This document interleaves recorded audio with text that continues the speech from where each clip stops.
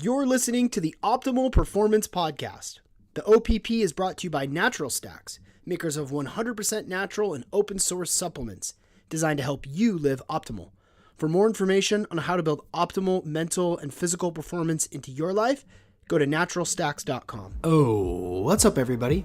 Before we jump into this episode of the Optimal Performance Podcast, as I customarily do, I want to highlight one of the products that I take from Natural Stacks, that I love from Natural Stacks. And today it's the Myco Boost. The Myco Boost has the cordyceps mushroom in it. And if you listen to this podcast, you know that the cordyceps mushroom helps with stem cell creation. And it is an energetic boost. That, coupled with yerba mate, which is an Amazonian leaf, it's a tea that I've been drinking for years, and combines these two. So this is a product that I take like as a pre-workout supplement. It's a product that I'll take if I know that I've got a lot of movement to do, if it's going to be a busy day. Before jiu-jitsu, I take it. I absolutely love it. And because you know already that it's an actual mushroom supplement, not just a mycelium supplement, it's a little bit different. It's a higher quality. So it's definitely worth checking out. And regarding supplements from Natural Stacks that you and I both love, we're doing a BOGO offer on the brain food line. And this is a slamming deal. If you haven't taken advantage of this, please go do it. It's a buy one, get one on the brain food line. And as you know already, the brain food line is the acetylcholine brain food, the dopamine brain food, serotonin brain food, and the GABA brain food. And these four brain food lines help achieve different things. So dopamine is for a mental drive, serotonin is for a positive mood, acetylcholine is for mental clarity, and GABA is for calm and relaxation. And if you want a 2-for-1, if you want to buy one, get one, this is a pretty sweet deal. All you've got to do is remember the code BOGO, go to naturalstacks.com and pick out your favorite brain food line and buy one, get one. Today's episode of the Optimal Performance Podcast, we are joined by Jack McAnespie.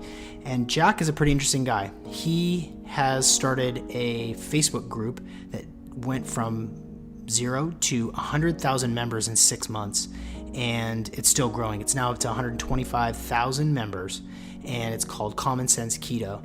And Common Sense Keto sort of demystifies ketogenic eating, goes over recipes, talks about his take on fasting, and he's curated this online community on Facebook that is really responsive, really involved, and it's helped a lot of people in their life. Jack's genesis story toward the keto dietary approach is a pretty cool story too, where he lost a ton of weight and he's kept it off, and he's happy and smart, and it's a pretty cool podcast. So without further ado, we'll jump in with Jack McAnespie from Common Sense Keto. You're listening to the Optimal Performance Podcast, and I'm your host, Sean McCormick. It's the OPP.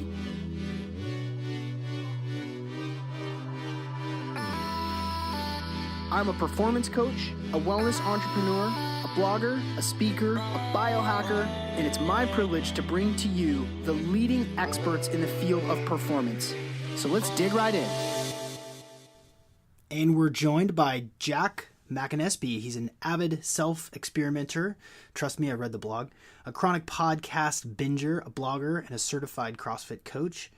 Jack is also a ketogenic nutrition coach and the creator of Common Sense Keto Facebook group, which has grown to over 125,000 members in a very short period of time. His main focus is teaching people that chronic calorie restriction is not only unhealthy, but also unnecessary, and helping those that can no longer lose weight on their own get past their stalls and have better hormone regulation, which is important, I think, for all of us. Jack, thanks for joining us. It's my pleasure. Thanks for having me. Yeah. So like I do with every episode, I start by asking our guest what they have in their body today. So what's in that body of yours, Jack? It's a great day to ask me because it's absolutely 100% not keto. I'm doing an experiment as I always do, and it happens to be a raw vegan fruitarian diet. So I have in me right now 4 dates, a peach, a banana, a can of organic black beans, and I think that's it. How about coffee or any supplements or vitamins?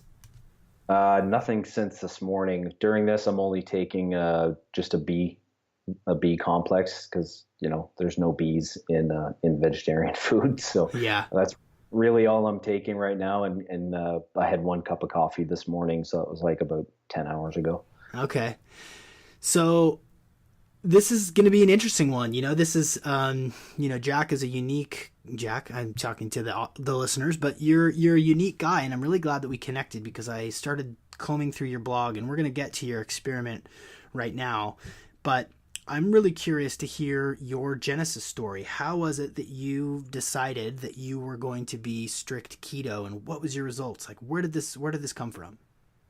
Well, it started really early on. Like I was always a skinny kid, and when I had my parents are separated. They've been since I was 4 or 5, and I was always a skinny kid until I moved with my father in about the 5th grade, and he's a truck driver and just ate garbage nonstop. So I gained like 90 pounds in 9 months, and I was overweight ever since then. And 2005ish, it just got really out of control. I got with my wife, and I got comfy and not really caring so much. And before I realized it, I was 300 pounds. So I actually had gone to the doctor and looked at getting gastric bypass. And before I did that, I saw an Atkins documentary, and it just intrigued me. So I went and bought the book, and I read it cover to cover in a couple of days. And I started doing the induction phase, which is keto essentially. I mean, they don't really talk about it, but it's 20 grams of carbs or less, and protein and fats. So I did that, and I was just doing so well on it. Atkins says to add carbs back in, but I'm like, that doesn't make any sense. Why would I add carbs back in when I'm just killing it? And because I was dropping like 10 pounds a week, 14 pounds a week. And within like 6 months, I lost like 125 pounds. So Wow. yeah, so it was just, and then I just stayed that way. So I never went up in carbs. I've always been, it's been 13, 14 years. I've been 20 grams or less. Wow. Uh, yeah. And then I didn't do any working out either. I didn't even go to the gym. I barely set foot in a gym up until that point. And even during the weight loss, I didn't. I started walking and running after I lost the weight. And then I started doing CrossFit shortly after that. Wow. Did you, did you experience from rapid weight loss? Did you have some of the skin issues that come along with that sort of rapid loss? Yeah, I still do. I still have a fair amount around my midsection. I'm actually going the end of this month and getting skin surgery. Yeah. Gotta do what you Yeah, gotta so do. I've been waiting for that for 10 years. Wow. Man, I mean, it's funny because as we've been talking and corresponding leading up to this, we change when we're forced to. When it's like we're fed up and we got to try something new. And you found something that really worked for your body, and you stuck with it. And now you said 20 grams or less a day for 15 years. 13, almost 14 years. Yeah. That's a long time. I mean, I did breaks and I did other things. Like I've always been into experimenting even before I understood any of it. I was always trying, like if something came out, for example, I got into CrossFit and they were big into paleo. So I tried paleo, and that didn't work for me. It was too high in carbs. There was no focus on it, and I knew what worked for me, so I'd always go back. And then I went through a period of trying the zone. I tried Mark Sisson's program. I tried everything on the planet. Eat to Perform. They were big into CrossFit guys, and they're like, you'll get better by doing this. And I just never saw the benefit of it. It just never helped me in any way, shape, or form. So I always knew what would. So I just constantly went back to it. So let's and as I do in this podcast, we're going to jump around quite a bit. Yeah. Tell us about your blog is so detailed and so fascinating. Tell us about your experiment. Your experiment in fruitarianism, or modified fruitarianism, as I suppose it is. Yeah, well, so I listened to so many podcasts, and I happened across this one where it was talking about a fruitarian who he was an ultra runner, and he claimed to eat. Actually, he was on with Sanjay Gupta, I think, and he said that he was eating 25, or they said he was eating 25 pounds of vegetation a day. And I'm like, that's crazy. This guy must be just, in the bathroom all day long. Like that's what a horse would eat, is like 25 pounds of food. And the horses are 1,100 pounds, right? So this 125-pound guy says he's eating 25 pounds of fruit. So I'm like, this is intriguing. I got to look into this.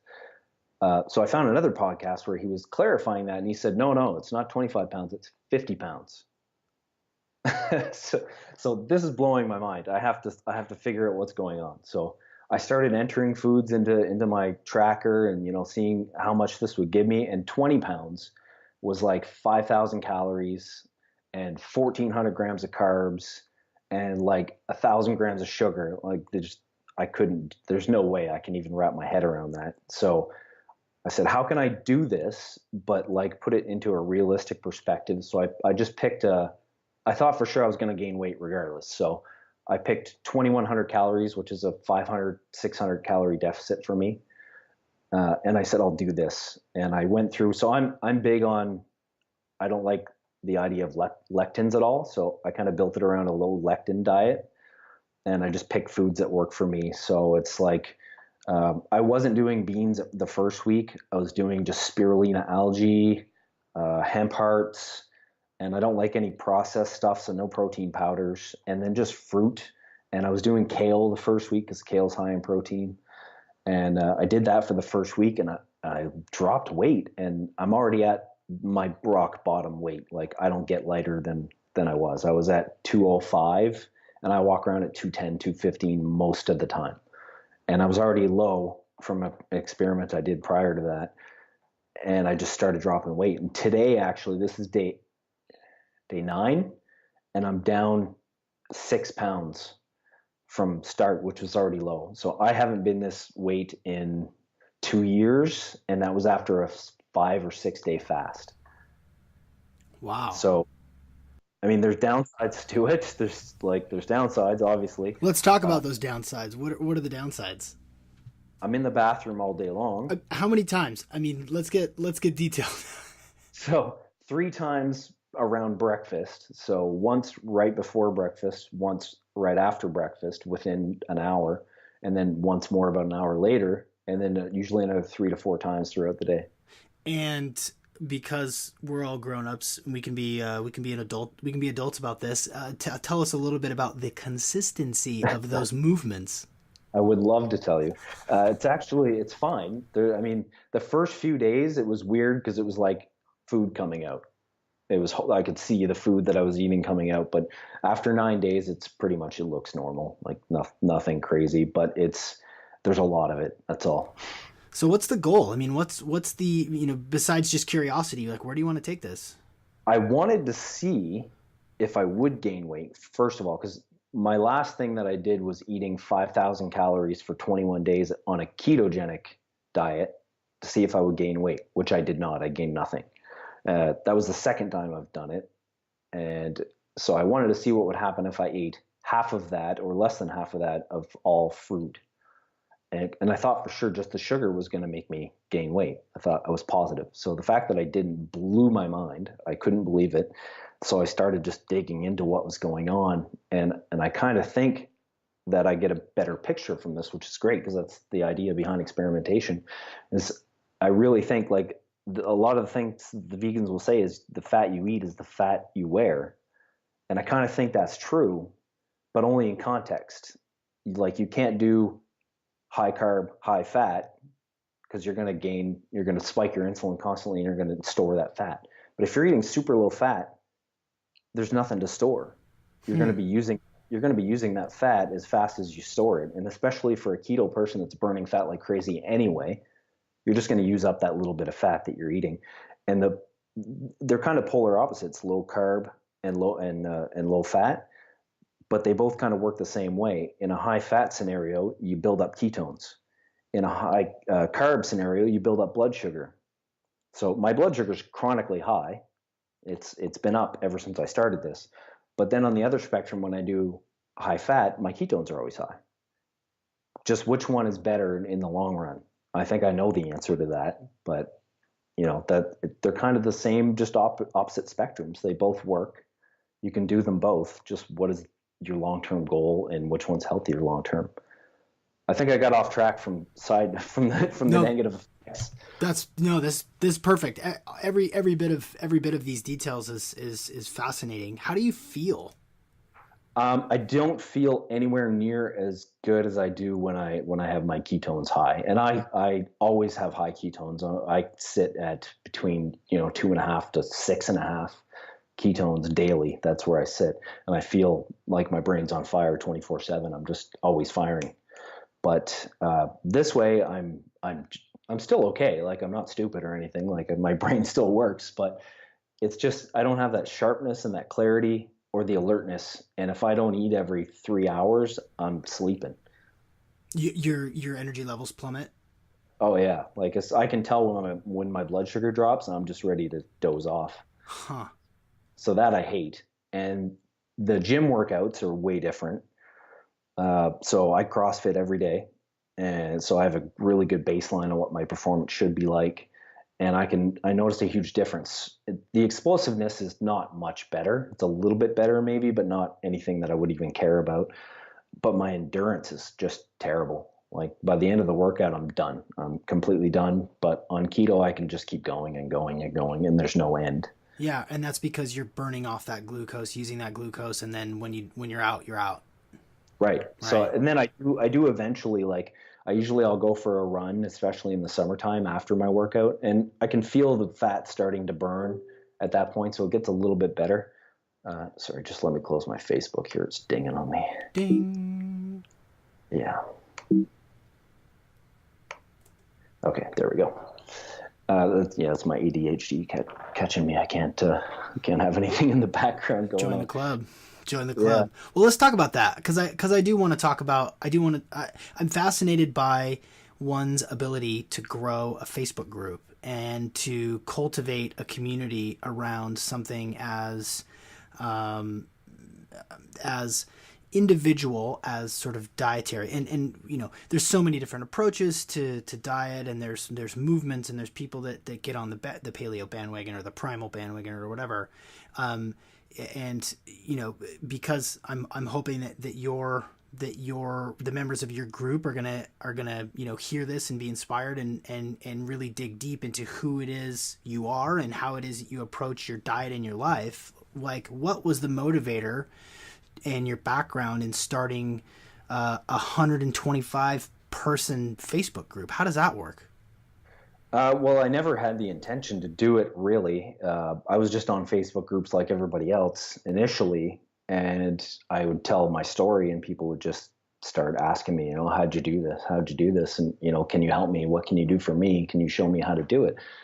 And that led me to actually, I was on a big, huge Facebook group, and then I kind of asked them, because they had coaches.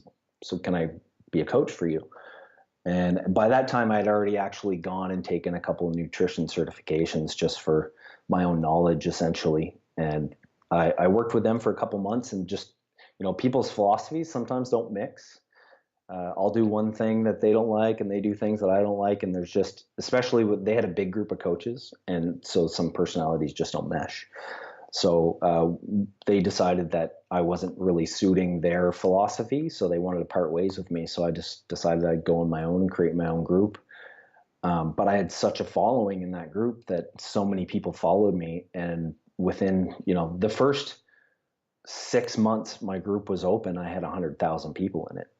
And it's only been 10 months now that it's been open. It's at 125, so it's slowed down, but it was growing at 1,000 a day for the longest time. People were pumping in like crazy. I started off with, September 2nd I started, and by the end of the month I had almost 30,000 people. And that's from you just telling your story and educating people, right? I mean, it comes from Yeah. your own personal life path. Yeah, well, people heard my story and they liked it, and then they tell other people, and it just snowballed like crazy. Is that like a part-time job, being admin and moderating a group like that? It's almost a full-time job. I must I be. Yeah, I have 15 people that help me. I have 15 moderators that they're just, they were members of my group. Some of them were my previous clients. Some of them are still my clients. and they're passionate about it, so they want to help. And I've kind of given them my philosophy, and I've given them a guideline to follow and answers to questions, and then they're kind of just my eyes and ears when I can't be there. But I make an effort to be in the group, at least 5 or 6 hours a day, just answering questions. And That's a full-time job. yeah, For sure. For yeah. sure. And when it comes, so let's talk a little bit about like what differentiates your approach to keto, because common sense keto, it rings true. Like what is it that you think is different? It's a lot of it's a little different approach. What makes common sense keto different than anything else? Well, I get a lot of people saying that my approach isn't actually common sense, but the way I see it, I look at all these different strategies and all these different studies, and I seem to have a way to pick through them and find what is common sense about it and apply them together. And like, because every study has things that are right and things that are wrong. You just got to parse them apart and find out what is and what isn't, and then I apply them in what I think is a common sense way. But my biggest thing is just, we know that it doesn't work to starve yourself. We know this. It's well established. People they lose lots of weight. Sure they do. But how many of them keep it off? None of them do.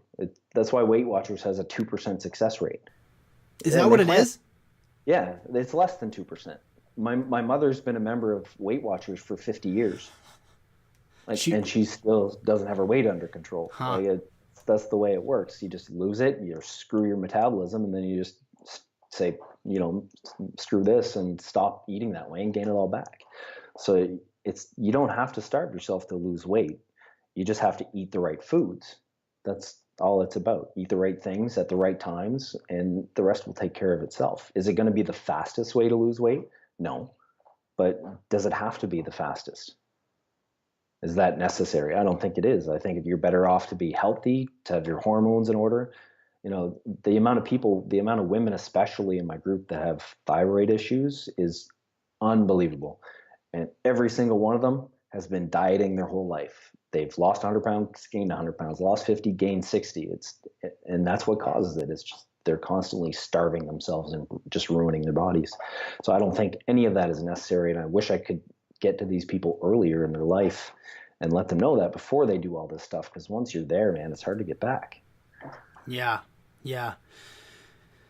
Well, I mean, so what are some of the things, I know it's different for everybody, how do people, that may be new to your group or new to keto or new to common sense keto, what can they do to sort of figure out what their baseline is and then not starve themselves and eat the right things at the right time? It's obviously variable from person to person, but what are some sort of common truths?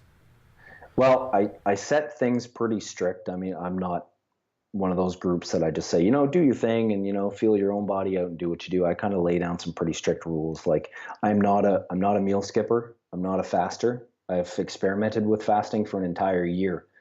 And I even try it on all my clients to see if it will work for them. Because some people have limited success with it, and it's worth a shot. But so I'm 3 meals a day guy.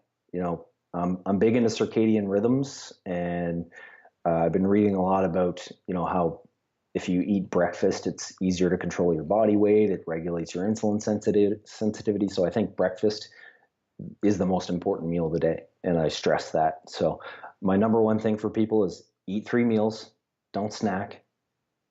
Obviously, get rid of the easy stuff first, but I got pretty clear guidelines in the group on, how many calories they're supposed to eat, because I don't want them to eat too little. That's the problem. I'd rather them eat too much than too little. Here's the foods that I approve of. I encourage everyone to eat whatever they want, but if, I give them guidelines. If they want to follow what I tell them, fantastic. I'm not going to chew you out for not doing it if that's what you want to do, but, I set the guidelines pretty clear.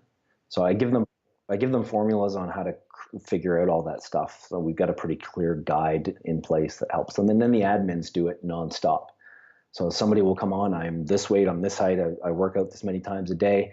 What should I do? And the admins are there and they just crank it out quick. And here's your calories, here's your fat macro, here's your this, do that out. And, some people have success with it right away and some people don't. Everybody's different in that aspect, and we try to work with that, but that's pretty much the starting point. Fascinating. So it's not only is it a group to share and get support and learn, but also there's coaching happening like in real time all the time. All the time, 24/7. Yeah. Like we do as much as we can to help people in the basic ways. Like when I do coaching one-on-one, I get way more in depth with people, but I can't do that obviously to 125,000 people. So I give them the basic guidelines and some general stuff that will work for most people. And then if they really want to dive deep into things like I do in experimenting, then I offer that as a service. Yeah. Have you ever experimented with exogenous ketones, esters and salts? I've tried them myself. Now I'm not an athlete by any way, shape, or form, so I didn't. And I'm hardcore keto, like I'm always in ketosis. So I have to stop you. You are an athlete. If you do CrossFit every damn day, Jack, you're an athlete. Quit. Own it, dude. Own it. Amateur athlete. Okay. Yeah. So, but I don't do any, I can see how it could work for somebody who's a professional athlete and they want to do some glucose and they want to do all that mixing and stuff. But for me, it didn't work. It was probably the worst thing I've ever done in my life. I had the worst workouts. I felt the worst, and it was just too much. I already had high ketones. So what do I need more ketones for? Right. I think the average person, they just don't need it. An athlete, I could see the benefit from. Somebody who has epilepsy who needs constant stable levels and they're having trouble with their diet, they could probably benefit from it. But I think the average person is just not needed. I've never had a client that I had trouble getting into ketosis or maintaining ketosis with. And as long as they keep their electrolytes up and they're not starving themselves, they seem to do fine. I don't really see the need of it too much. Yeah. It's interesting because I think about what my experience has been, and I've been doing probably 80-20 keto for probably 5 years. Wow. Pretty diligent about it. I do intermittent fast. I don't eat until it's 2:30 Pacific Standard Time, and I haven't had anything but 2 cups of coffee, one with butter, one without. And for me it works. Now that said, I'll eat when we're done, and then I will be a slug for kind of the rest of the day. I mean, to be honest, I'll break my fast. I'll have a can of smoked oysters and some kimchi and some macadamia nuts. And if I'm still hungry, I might do like a kale shake or something like that as I get toward dinner. But I find it interesting. And one thing that I've found, because I'm thinking about breakfast and the comment about not skipping breakfast, it reminds me of, the slow carb, the sort of Tim Ferriss slow carb, have, 30 grams of protein within 30 minutes of waking up. I'm not familiar with Tim Ferriss. Yeah. I've listened to maybe one podcast of his, but he's not somebody I've been into very much. So I don't really know much about his program. Yeah. So on the 4 Hour Body, it's 30 grams of protein, within 30 minutes of waking up to stimulate your metabolism, to stave off sort of hunger pangs and stuff. And that sounds similar to kind of what you're doing. But then of course I look at the pictures on your blog and you've got a plate full of cantaloupe and avocados and some sauce over there. Obviously you're experimenting, but it's fascinating to me. How long is this experiment going to go for you? It's going to be 15 days just out of necessity. I was only going to do 7, but it just got so intriguing after day 7 that I just wanted to see how much further I could push it. And then I decided I want to go for blood tests after. So I can only get in for the blood test on Tuesday, so I'm going to continue through Monday, which would make it 15 days.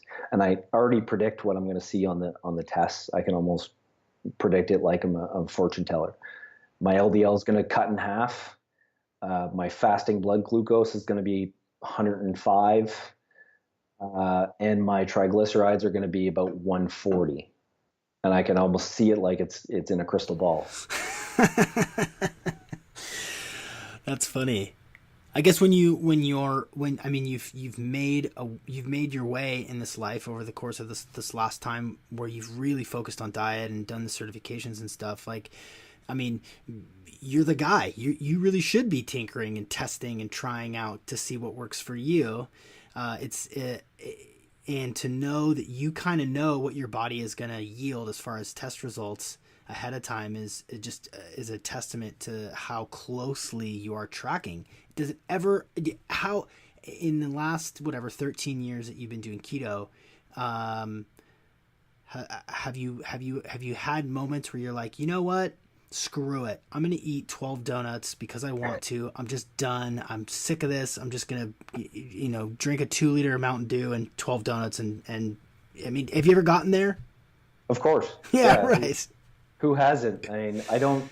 It's very rare, but I mean, there's times where I'm just like, everybody else is eating junk. I'm just gonna do it too. But immediately afterwards regret it, and I feel terrible, not only mentally but physically. And it's like it'll be another year till I do it, type of thing. But over the course of a year, I forget that lesson, and I have to learn it again, right? Yeah, yeah, shocking the system a little bit. Yeah. Do you believe in cheat days? I do not believe in cheat days whatsoever. Especially, there's so many people that have food addictions and they can't make it a cheat day, right? It's a it shouldn't even be a cheat day. It should be a cheat meal if you are going to do it. But I can't do that. I can't have a cheat meal. It's going to be a cheat day and it'll be a cheat week. Like Yeah. if I get like I'll have a piece of pie and then I'll go looking for more pie. Yeah. That's So I really don't believe in cheat days. And for anybody, especially, I don't even need to lose weight, but people trying to lose weight, they can't do that. They're going to spiral out of control. And then it could be 6 months before they can get back in control again. And they've regained everything they worked for. And I think people lose the desire to have cheat days once they've been keto for long enough. I think it kind of your taste buds change. You just don't have that desire. Totally true. I mean, yeah, I mean, once you do, you mentioned Mark Sisson, he does like the sort of sugar detox and the metabolism reset diet. It's like a 28-day thing. Yeah. You totally do. Like once you break that sugar habit, where you need glucose every 3 hours, or in some cases every 15 minutes, just to feel feel like you're awake. It's totally true, and I've lost a taste for sweet stuff too over the last couple of years. Now, again, like it kind of brings to another question: when is it the hardest to stay disciplined? Like, do you ever go out to dinner? Yeah, I do, but I still usually stick to keto when I go out to dinner. Just, I'll have steak and veggies or something. But the hardest times are around holidays, obviously. Like I have two huge families. My wife's side is a huge family, and I have a huge family, and they're constantly shoving food in your face all the time. Like here. And my family is horrible because this is their idea of a salad. So they have this thing called simple salad. It's essentially pistachio Jello pudding, cream cheese, sugar, and something else. I think whipped cream. Like that's salad to my family. No, no. Yeah, I like mean, it's crazy. It's we've all horrible. we've all eaten that. We've all eaten that at Thanksgiving. That's what's there's Oh, either the, oh you've had yeah, that? yeah, totally. Oh my God, I thought it was just my family that No, did that. it's either the oh man, it's either the orange Jello with crumbled up pretzels on the top, That's new. or it's the pistachio. It's a dessert basically, and Yeah, it's like that's green pistachio whipped cream, like just pudding, oh but it's my so good. gosh. Are you a But black? yeah, Are you the black sheep in the family? well, I mean, my whole family tries to constantly stay in shape. Like I think they do it out of guilt by looking at me, but no, they're definitely not the same as me. Like they're not really into it. My mother really tries to like wants to be into it, and she's a very smart lady. Like uh, she was controlling my ADHD from the time I was 5 when I was diagnosed. She was doing it naturally with food. And there was no Google back then. This was 25 years ago, 35 years ago. So she was controlling me with food, like not allowing me sugar, artificial colors, preservatives. It was just like it was all natural foods. Like she didn't allow me anything because if I had the slightest bit of artificial color or flavor or sugar, I was banging my head off the wall and climbing to the ceiling. So, and then when I did get out of control, rather than put me on a drug, she'd sit me down with a strong cup of black coffee, and that was enough to calm me down. Isn't that's the adverse effect of high dose caffeine for sure. And Wow. like she had to read books to figure this out. She didn't have Google, but so Yeah. that's I think that's kind of where I get some of it from. Sure. She was intuitive enough to do that when I was a kid, but she's always had her whole life. My whole family has had weight problems their whole life. So she's just been, like I said, 40 years, 50 years. She's been a member of Weight Watchers. Yeah. For my do they have Prism where you're at in Canada? Northeast No, I Canada? don't. So Prism is it's a similar it's targeted at women. It's it's counting calories and stuff like that. Yeah, it's funny because there's, and I think that this probably gets to one of the, sort of the themes here for this conversation is, we need human support, even if, if it's on Facebook, it's use it, but we need people in our lives that are doing something that works, that are willing to share, and the habits that we generate around food, around activity, like those habits that we develop in our life, and when we get into adulthood, those are hard to break. And if you grew up having a bowl of ice cream after dinner every single night, like I did, that's hard to unlearn. There's like almost like a there's almost like this epigenetic effect of like poor dietary choices that it's tough to undo from where you're at, moderating and adminning and creating networks for people to help grow in their lives. Like how much like, encouragement and positive affirmation goes along with running a Facebook group like you do. you mean affirmation for myself? No, that you're giving to others. Like how much is support? It's constant. Like I said, it's 5-6 hours a day on Facebook, just helping people. There's always issues. I'm doing this, I'm not losing. Why? And we take the time to try to troubleshoot it as much as we can. And it's. I think that's part of the reason it grew so fast is because we're very supportive like that, and we really give a little bit extra. We're not just plugging things to try to make a buck. Like, I obviously make some money off personal coaching, but I don't advertise it on the site very much. People just filter into me, and it's enough to get me by and enough to keep me available so I can be on the Facebook page. But I don't do any product placement. There's nothing I sell, and I give away so much free advice on the page itself. So do the admins and the moderators. It's just important. At least it can get people through the door. And if they can't push themselves that little bit further, then there is always further support for that. But it's important to at least get them in the door and show them there is a way. What's the most common? What's the most common? Well, I already know the answer. It's willpower. Like, what's the hardest part? It's No, I don't think willpower is the issue. I mean, it is somewhat in the beginning, but after you get into it, the willpower thing kind of goes out the door. And with my method, I don't make you have to struggle and starve. Like, I let you eat. You can eat as probably more than you want to eat. Most people that come to me are eating 1,200 calories a day, and that's not sustainable. It's not doable. It's not healthy, and that's why people are so sick now. I want women to eat a minimum of 1,800 calories. I want men to eat a minimum of 2,200 calories. Like, it's not normal to eat less than that. 50 years ago, men were eating an average of 3,000 calories a day, and they were skinny.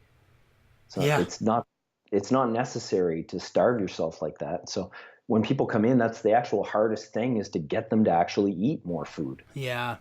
They're so scared. They're just terrified to eat more food. And that's the most common thing I hear is I'm scared to death to eat this way. It's so much food. And I honestly, that's why I did my couple of 5,000 calorie challenges, to show people you don't have to be scared to eat this much food. I'm not going to lose weight on 5,000 calories, but I'm also not gaining weight. Tell us about those experiments. Lay that out for us. So they're both about the same. I just, I pack 5,000 calories into me every day for 21 days. And then I weigh myself daily. I check my body fat daily. I keep monitoring my ketones and my blood glucose just to see what's going on. And, the weight goes up and down. It doesn't stay flat the whole time through. Nobody ever does. Right now I go up and down every once in a while. But at the end of the whole thing, I was up 0.8 of a pound after 21 days of eating 5,000 calories. And my macros were at least 80% fat, if not higher, 85 probably. So I'm curious about your sort of dietary choices when you're not experimenting with 7 cantaloupes for breakfast, but which is rare. right. But what's your, where did you get all those calories? Are you doing like a dozen avocados and 2 big ribeyes, or? No, I don't eat. So I don't do a lot of protein. My typical protein intake, like on a regular day, when I do like 2,500 calories, which is about my normal, my protein's like 8 grams. My carbs are 10 grams maybe. So when I was doing the challenge, I was probably in the range of 450 grams of fat. I think around 125 to 150 grams of protein, and maybe 40, 50 grams of carbs. But it was mostly fiber carbs. But I also count fiber as part of my carbs. I don't do the net carb thing. It's total for me or nothing.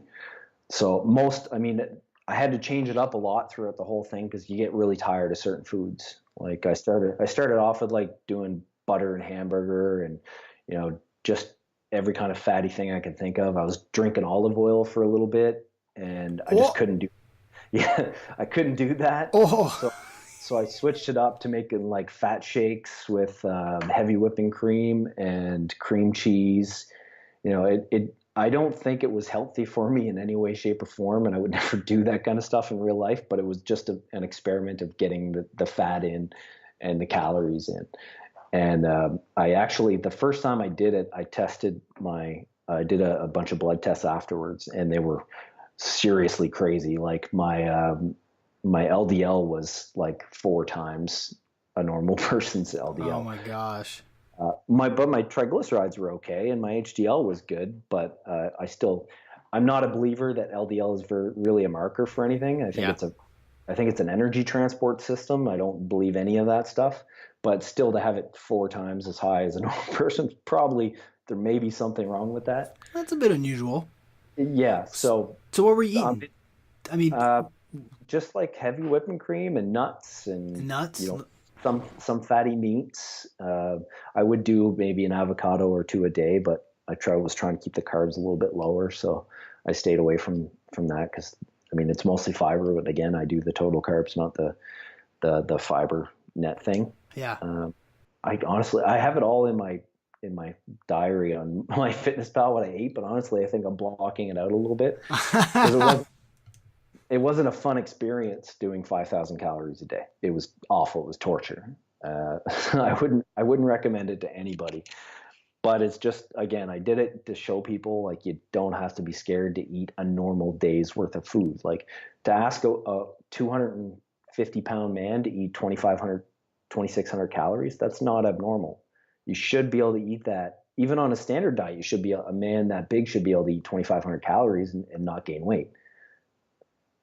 And the women are really the hard. Men do it. Men are really okay with it. It's the women that have a really hard time with it. They've been bashed in the head so long with you got to starve yourself. You got to eat 1,200 calories. That it's just you tell them they got to eat 2,000 calories and they almost lose their mind. Yeah. So it was for them. I can eat 5,000. I even had 2 women do it. I had 2 women eat 5,000 calories within the group for 21 days. And one of them lost 15 pounds eating 5,000 calories for 21 days. Does that blow your mind or what? Because it blew my mind. I didn't expect it, but it happened. Yeah, that does blow my mind. Wow. I don't even think I can explain why it happened. 15 pounds in 28 days on 5,000 calories a day. 21 days. 21 days. Yeah. She now a little backstory. She did it with me twice, actually, this one. The first time she did it, she was 139 pounds. She had no weight to lose. She had been stalled at 139 pounds for 9 months. And over the 21 days, she broke her stall and lost 2 pounds. And the second time she did it, she had quit smoking, went off keto, gained 40 pounds, and lost 15 pounds in the 21 days doing 5,000 calories of keto. And she chronicled it all as well. She has pictures. She was posting on the group every day her weight. It was pretty phenomenal. Yeah, I'm scrolling down to the April 10th entry in the commonsenseketogenics.com on your blog, Coach Jack's 5,000 calorie challenge. You don't have to eat less, you just have to eat right. That's right. What are some other sort of because our listeners are going to be lockstep with all of this. Like nobody's listening is like, I've never heard about this. This is crazy. I don't believe it. Like they're with it. Like they're tracking really closely. They know. Yeah. So what are some other sort of maybe uncommon or rarely talked about other sort of secondary and tertiary effects of eating keto that are beneficial for people in your experience? Geez, I don't even know if it's not even really. I mean, weight loss is a secondary effect as far as I'm concerned. The primary thing is one is brain function. You know, my grandfather and my uncle just passed a year ago from Alzheimer's or dementia, severe, and you know, it's so my grandfather is the most interesting. He spent his entire life eating. He was the guy that would eat the fat off everybody's steak. So he was always eating high fat his whole life. He was always rail thin, always healthy. He lived in his own home till he was 96. His wife passed at 96, and he went to live in a seniors facility. And within 2 years, he was demented and dead. Oh my goodness. And the food that he would be eating every time we went there was just garbage. It was constant sugar, constant nonstop, just no good. And I'm totally convinced that he had this probably some signs of it before he went in the home a little bit, but it just pushed him over the edge. Wow. Yeah, And within 2 years gone. Oh my goodness. I mean, yeah, there could be an environmental fact. You know, if there were some signs, some forgetfulness, or whatever, I mean, 96. If there's forgetfulness, or if there's, you know, losing, you know, losing track of what you're talking about, or whatever, like that can be hormonal, it can be environmental. You know, it can be a lot of different things. But if your diet is dialed and you're high fat and you're lean, and if you go from that to, you know, cereal for breakfast and fettuccine alfredo, Cereal, porridge, toast, like the breakfast was just muffin, like no content to it. Just not even low fat. It was high fat, high carb all the time, nonstop. So just the worst of the worst. And it's not even like he went from zero to dead in 2 years. It was a progression. It was clear. Like within 3 months of him being there, he was a different person. And in 6 months, he was even worse. And the entire last year of his life, he was totally incoherent.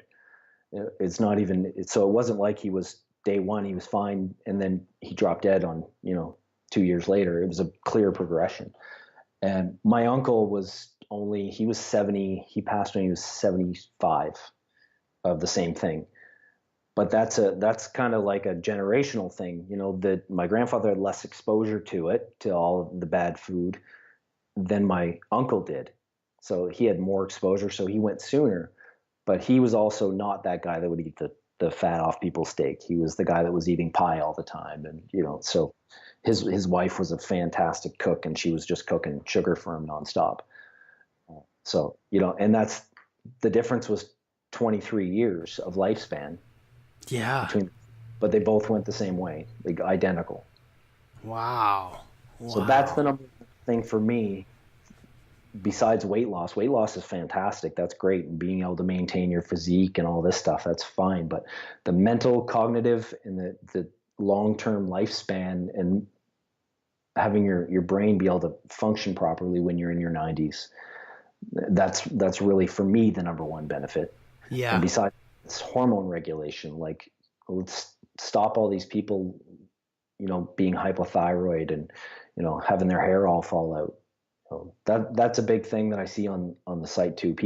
They come to me and they're losing their hair in fistfuls, and it's malnutrition. And you can't be you can't get all your nutrition in 1,200 calories a day. You just can't do it, no matter what you do, no matter what you're eating for 1,200 calories. Yeah. And I think keto is even worse, because if you're eating 1,200 calories and you're maybe eating a whole lot of plant matter, you might be getting a little bit more nutrition. And if you're eating keto with little plant matter, and well, you can't even get protein in 1,200 calories a day. Like, you're getting almost nothing. So, but the women that their hair is just coming out in their hands in clumps, that's a big thing. And usually within 6 to 8 weeks of eating adequately, their hair's grown back. Those things are great. Besides weight loss, weight loss is great, but those things are the real powerful things. Well said. Well said. Absolutely. Yeah, we all want to be as sharp as we can for as long as we can. We want to stay active. Man, that is, it really brings into focus the work that you do. The 5 or 6 hours on Facebook helping people. When somebody comes to you and their hair's falling out, like, that's a hard thing to deal with, and to land on your Facebook group and engage with your people, and engage with you, and get some guidance, and that to be able to change someone's life like that just by telling your story and learning and educating at the same time, like, that must feel really good, Jack. That's a big deal, man. I can't even tell you the amount of, like, every day I'll get a private message from someone, just, saying thank you for, you know, my hair is falling out. Now it's growing back. Thank you so much. My mental fortitude is back to where it used to be, whatever it might be for that day. It makes you feel so good, and it makes everything worthwhile. It makes you want to stay on Facebook for, 5, 6, 7, 8 hours a day, just because it's gratifying. It's deeply gratifying just to know that you've helped someone. Yeah. What sort of advice would you give to someone who's interested in starting a Facebook group? Use the name Keto. Put keto in it. It seems to be really hot right now. It seems to grow pretty quickly. But besides, realistically, I mean, that'll only get you so far. But you have a message, have a plan in place, something that makes you stand out from everybody else, and some reason for you to be there, and just be as supportive and as present as you can, and just support the people that join the group. That's, if you have something that draws people in, like the diet thing is so visceral for people all the time, like, and all the women especially that are having problems with their hair falling out, that is huge for women. I mean, I couldn't imagine being, not that I have the best hair in the world, but I'm a man. It's okay for me. I couldn't imagine being a poor woman and just having your hair falling out in clumps. And for women to come to a page and have other women there that are experiencing the same thing, and just be able to communicate with them and see that some people are able to reverse it, is, it's going to draw people in, and they're going to tell people, and they're going to tell people. It's just going to snowball. But the message is important. Besides having the name Keto, you gotta have something that'll, resonate with people. And I guess I found whatever that is, which is yay for me. Yeah, you sure did, man. You sure did. I mean, that sort of growth for any sort of group is just monumental. Who do you look up to? Well, I discussed it earlier. I think probably my number one hero is my mom. Like, she, in the day and age when information was impossible to find, and we didn't live in the big city. We lived in a small town. I'm from a town of like 600 people, and but she was able to find a way to treat something wrong with her child without the internet. How do you do that? I don't know. I don't know how to do anything without the internet. But she was able to figure out how to keep me in check and not have me climbing the walls, this little 5-year-old ADHD hyperactive kid. And she kept me thin all the years that I lived with her. Like, I was fit, I was active, I was a normal kid up until the time when I started eating terrible food. And she was able to do that on her own, without outside guidance, and without the easy life that we have today. So she's like, that blows my mind every time I think about it. I can't believe she was able to do that in that time. And besides that, my biggest people I look up to are people like, I don't know if you've heard of Dave Feldman. You must have heard of Dave Feldman. Yeah. Yeah, like him and I have been on the phone several times just talking through scenarios and things. Like he's just he's like me. He wasn't a diet guy. He's an engineer, and he just was able to see something outside of the box, and he's not afraid to test and experiment on himself. And then he shares it so freely with everybody. Like I didn't know him from a hole in the ground, but I just messaged him one day and he's like, yeah, let's get on a call. And that's amazing. Like for somebody to take their time out of their day, and he's a busy guy, but he'll do it at the drop of a hat. Like he's great. And people like Gary Taubes and Nina Teicholz, like they're the people that are going to put this nutrition thing into the next stratosphere. They're amazing people, and they put everything into it that they possibly can. Like Nina with her nutrition coalition thing, like that's amazing. That's awesome. So I love those people. They're my favorite people in the world. Yeah, we had her on the podcast a couple of episodes ago, and she's super down to earth too. She's just calling BS. She's calling BS on it, and she sort of found her way into this world. Tearing down the food pyramid, explaining why it's like the way it is, and what do you know? Follow the money. What do you know? Like, There's a reason why you're being told to eat corn and grain, and I'm totally with you. I think that because in my world, I tend to my area of focus is less about tracking and data points and analytics. Like that's not my strong suit. And so what I gravitate more towards is how do I feel? How's my performance?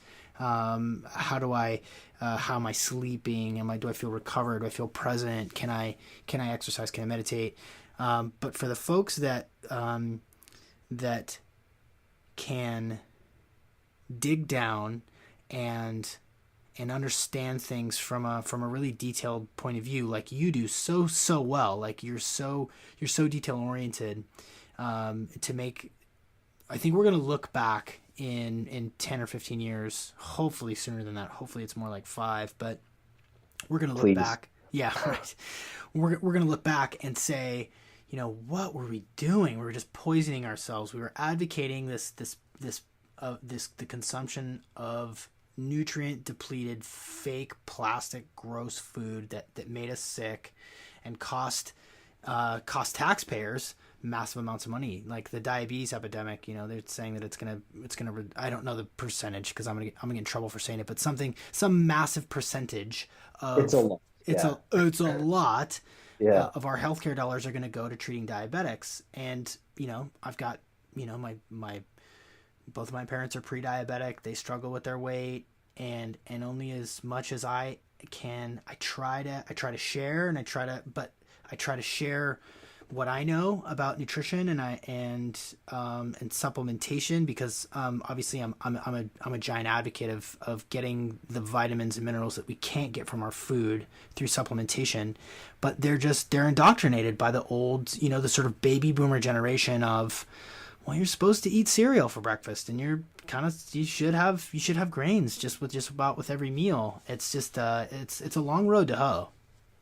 Yeah, like I'm glad you said about your parents being pre-diabetic. My father's been diabetic, insulin dependent for 25 years. My brother has been diabetic for 10 years. My grandmother had both her legs chopped off and died of diabetic complications when she was 80. So it's just prevalent. And that was part of my motivation for doing what I did, was I didn't want to be like in my dad's position, and that's so many people today. How many people do you know that have diabetes? You know at least 10, I'm sure. Yeah. Like, and everybody knows 10 people that are diabetic or pre-diabetic. It's just insane. And it seems so simple. It seems so simple to fix it. It does, right? It does. It does seem simple. And with access to information that we have now, the opposite of what your mom did by giving you coffee at a young age to have the adverse effect, like I only know that because, my father's a behaviorist and works with kids with ADHD and autism that high dose caffeine helps, but your mom had to find that out. And now we have access to all these resources. And I think maybe that's part of it too, that we have access to so many resources and there's so many diet plans. There's just almost like a deluge of information. It's like, what do I trust?